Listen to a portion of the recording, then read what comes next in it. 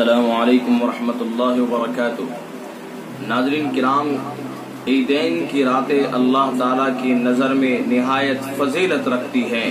ایک روایت میں نبی اکرم صلی اللہ علیہ وسلم نے ارشاد فرمایا، جو شخص اخلاص و احتساب کے ساتھ عیدین کی راتیں عبادت میں گزارے، اس کا قلب اس دن زندہ رہے گا جب سب لوگوں کے دل مر جائیں گے۔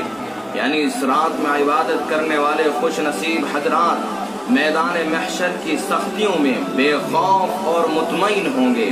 اور بعض روایات میں ہے کہ عید کی رات آسمانوں میں لیلۃ الجائزہ یعنی انعام کی رات کے عنوان سے جانی جاتی ہے۔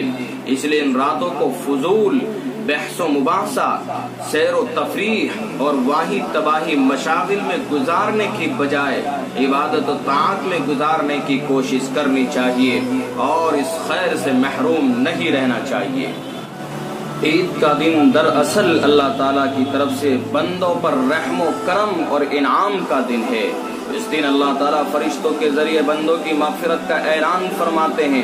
چنانچہ ایک ضعیف روایت میں وارد ہے کہ پیغمبر علیہ السلام نے ارشاد فرمایا، جب عید الفطر کا دن ہوتا ہے تو فرشتے راستوں کے نکڑوں پر کھڑے ہو کر یہ آواز لگاتے ہیں کہ اے مسلمانوں کی جماعت، اس رب کریم کی طرف چلو جو خیر سے نوازتا ہے، پھر اس پر عظیم الشان بدلہ عطا کرتا ہے۔ تمہیں راتوں میں عبادت کا حکم ہوا، چنانچہ تم نے عبادت کی، اور تمہیں دن کے روزوں کا حکم ہوا تو تم نے روزے رکھے اور اپنے پروردگار کا کہا مانا، لہذا اپنے انعامات لے لو۔ پھر وہ لوگ جب نماز سے فارغ ہوتے ہیں تو ایک منادی اعلان کرتا ہے کہ خبردار ہو جاؤ، تمہارے رب نے تمہیں بخش دیا ہے، اس لیے رشد و ہدایت کے ساتھ اپنے گھروں کو واپس لوٹو۔